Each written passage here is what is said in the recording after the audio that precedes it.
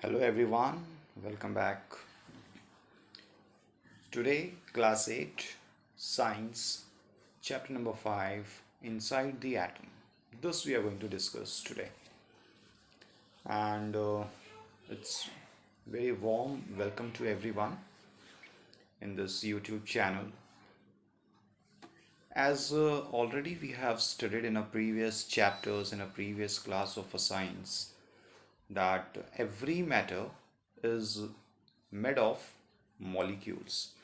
Small molecules, very minute molecules, they all combine together to form a matter. Everything, whatever you can see around you, like the phone in your hand, or the laptop screen in front of you, or the wall, or the bed, chair, table, everything, whatever you can see around you is nothing but made up of small molecules. But when we talk about these molecules are made up with small particles. Like if I'm talking about your general English, when we say that English or any language is made up of words. But is that words are the smallest part? No. Then the words are made up of the alphabets. Like in English, we have from A to Z, overall 26 alphabets are there. So these alphabets combine in a different combinations with each other and form a different words. Exactly same way, when we talk about the matter is made up of molecules, and that molecule is made up of small atoms. At present, we know almost around 119 elements, means a different kind of the atoms, and these atoms combine in a different proportion, different combinations with each other and form a different molecules or the different compounds. So in this particular topic, we are going to talk about that small part which we call as a atom. Now, the further part, according to your textbook, if you will see in your textbook, they have given a one table. First, we will discuss about this particular table and then we will go ahead. In this first column, they have given as a name of a substance. Different names they have given like a water, oxygen, helium, hydrogen, ammonia, nitrogen, methane, argon, neon, and chlorine.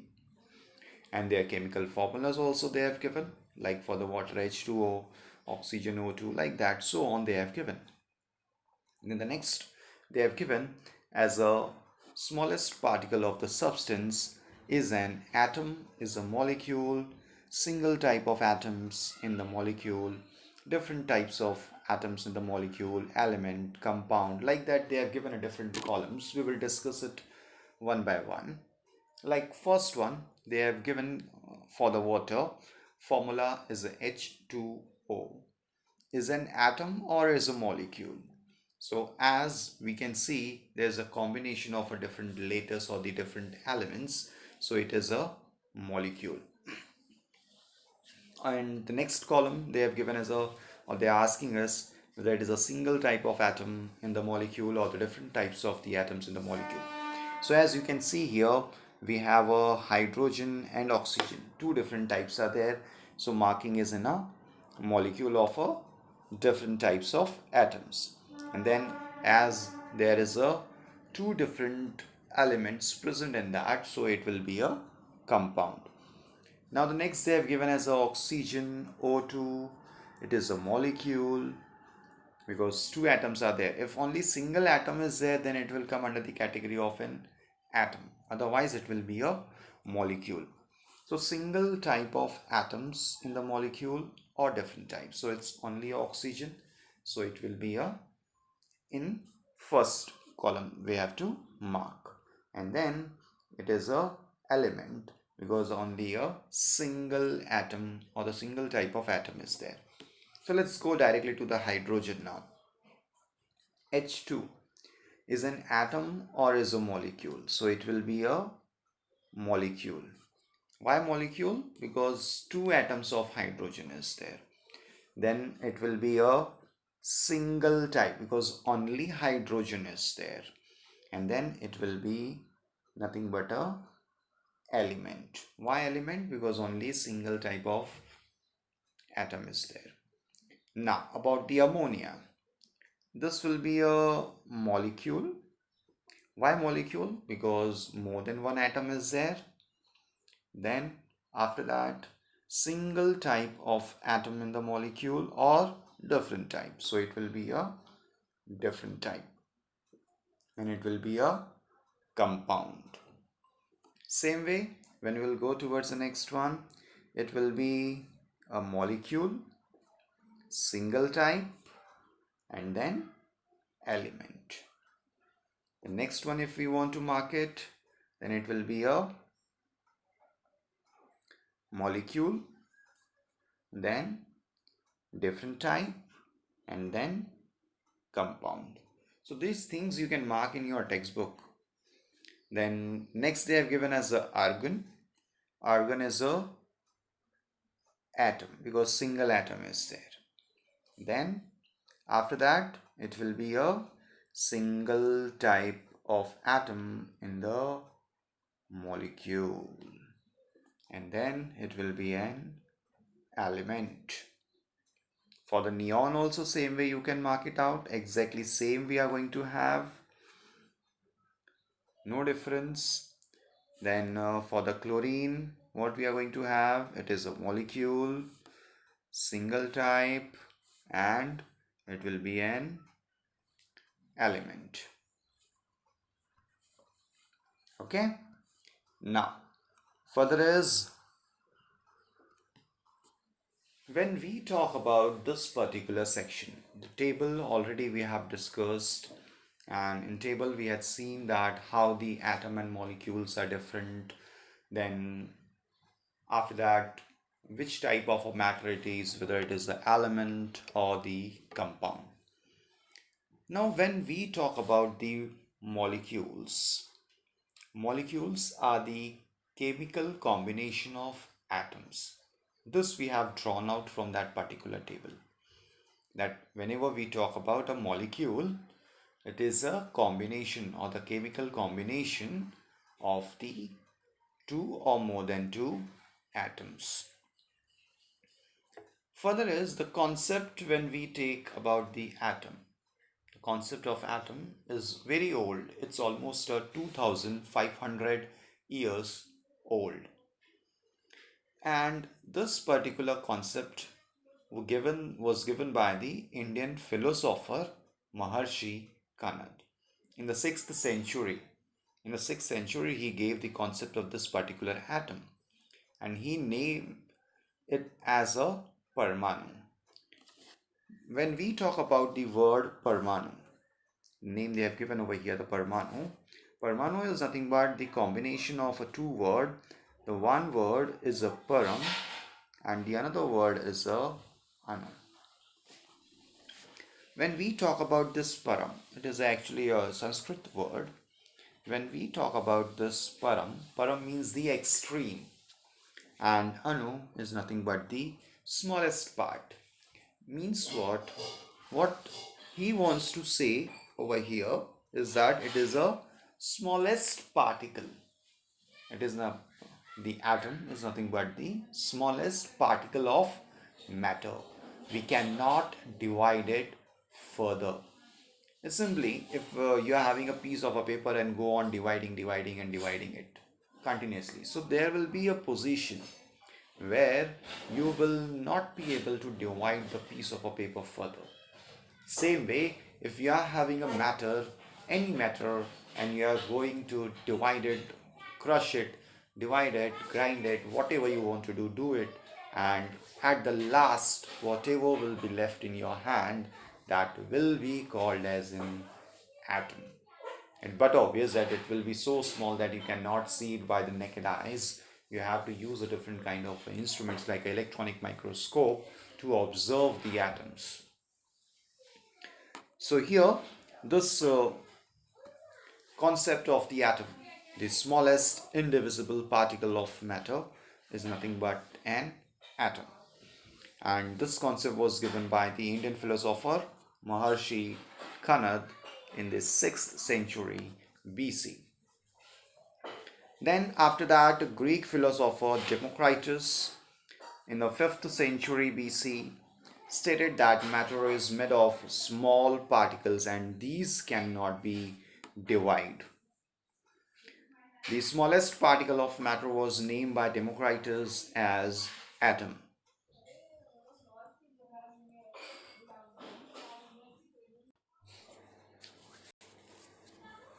Greek philosopher Democritus in the 5th century BC stated that matter is made of small particles and these cannot be divided. The smallest particle of matter was named by Democritus as atom. So the name atom was given by the Democritus, but the concept of the atom was given by the Maharshi Kanad. So these two people actually play a very vital role in giving the concept of the atom, the smallest indivisible particle of the matter, and the name they coined, or Democritus coined a name called as the atom. After this, the different scientists came with the different types of the structure model for the atom, and in that the first try was by the Dalton. The British scientist John Dalton put forth in 1803 AD his celebrated atomic theory. According to this theory, matter is made up of atoms, and atoms are indivisible and indestructible. All atoms of an element are alike, while different elements have different atom with different mass. So what the concept he gave actually, the atoms are nothing but a small indivisible particle, same as the previous one, and it is a indestructible. Means we cannot destroy it. All the atoms of an element are alike, while different elements have different atom with different mass.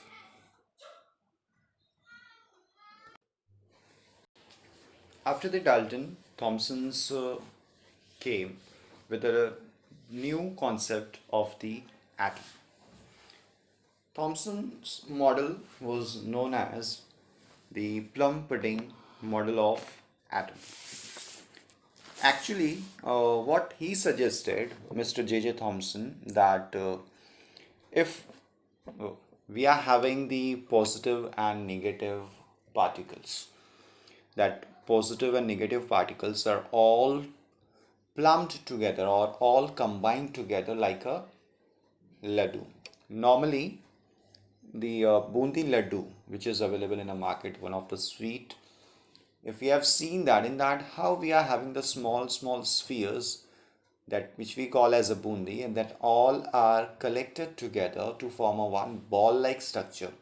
Exactly same way, the positive and negative particles, they all are binded together to form a structure of the atom. You can see over here this positive and negative particles, positive, this all are positive, and then the negative particles, they all are bonded together. And the name given to this particular model as a plum pudding model, because it looks like a plums are put on a sphericals or the sphere. So this is the structure of the Mr. Thomson. Then after this, the structure, this particular concept had some drawback, because the positive and negative particles, if they are bounded together, then the positive and positive should repel each other, and the negative and negative should also repel each other, but which was not visible in a particular structure of the atom. And that's why this particular model of the atom was rejected.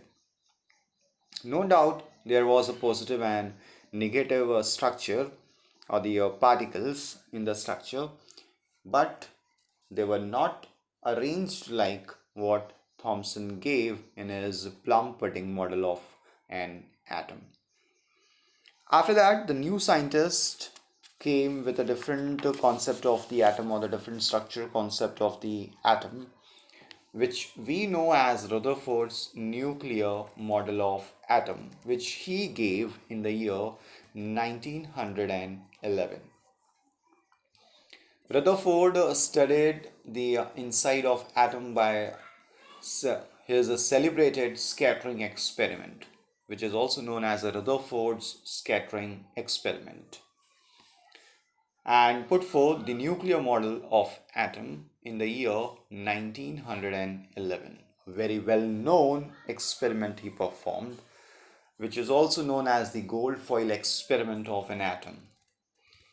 So, what he did in this particular experiment, he has taken a thin gold foil, the thickness was almost around a 10 raised to minus 4 millimeter, and bombarded it with positively charged alpha particles emitted by a radioactive element.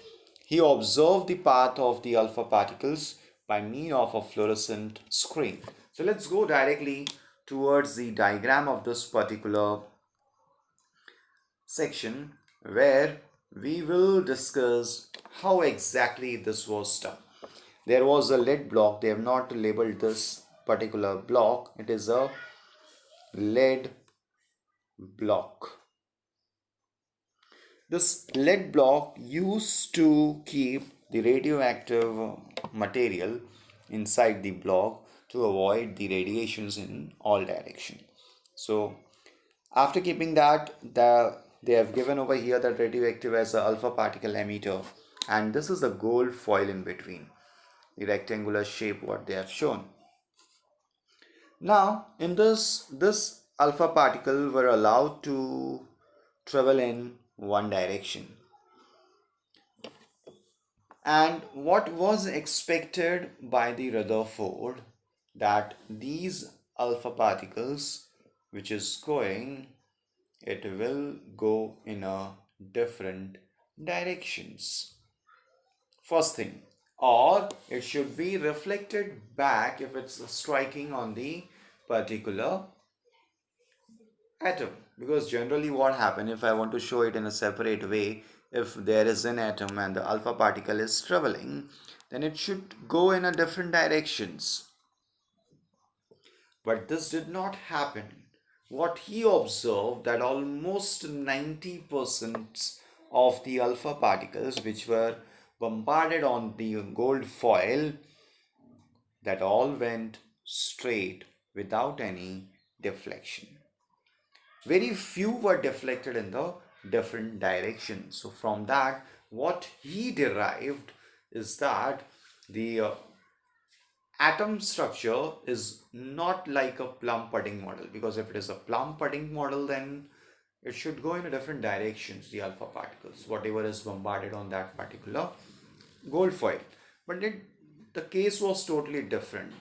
He observed that the many particles, they all were in a straight line without any deflection. So what he draw out from that is nothing but the atom is something like this. What he derived, that atoms are something like this, where the central part what we are having is nothing but a solid of a positive charge, and the negative charges are evenly distributed outside that particular nucleus, and which makes the most of the part of the atom as a hollow. So in this particular section, or the Rutherford's scattering experiment, he came to a conclusion that atoms are having a maximum part of atom as a hollow space. Now, after this particular part, he came to a conclusion which we will see over here.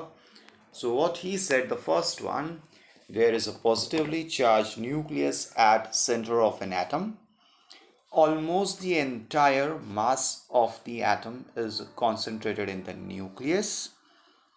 Third, he said negatively charged particles called electrons revolve around the nucleus. The total negative charge on all the electron is equal to the positive charge on the nucleus, so as to balance that positive and negative charges on the atom. After that, he said as opposite charges are balanced, the atom is electrically neutral. There is an empty space between the revolving electron and the atomic nucleus. So he said that there is a hollow space or the vacant space or the empty space between the nucleus and the revolving electron. So on the basis of this, he gave the concept or the structure of the atom. After this, another scientist came with a different structure of the atom, which we call as a Bohr's atomic model. Bohr's atomic model, we will go directly towards that. You can see over here they have given information the beginning of it. In the year 1913, Danish scientist Niels Bohr explained the stability of atom by putting forth stable atomic model. The important postulates of the Bose atomic model are as follows. So that we will see one by one. The first one, the electrons revolving around the atomic nucleus lie in the concentric circular orbits at certain distance from the nucleus.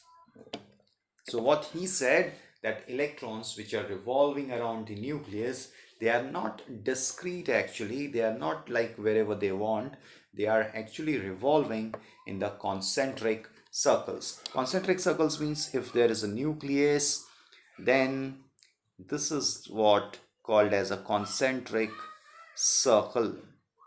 Like this, the concentric circles, and the electrons are revolving in this concentric circular path. The first postulate. In a second postulate, what he said is energy of an electron is constant while it is in a particular orbit. What he said, that electrons are having an energy in them, and that energy is a constant while it is in a particular orbit. If it is in a one particular orbit like first, second, third orbit, then according to that the electron will possess a energy, and these energies are changing. When an electron jumps from an inner orbit to an outer orbit, it absorbs energy because it has to travel a longer distance in the bigger orbit. And then the difference of energy level, and when it jumps from an outer orbit to inner orbit, it emits energy equal to the difference of its energy level. And on the basis of this, he gave the concept of atom or the structure of a atom something like this: the positive charged nucleus at the center and the discrete orbits 1 2 3 4, and he labeled them as a K, L, M, N. Like that he labeled the shells or the orbits. So this is nothing but what the structure of the atom. Now in the next part we will study about the atomic structure in detail.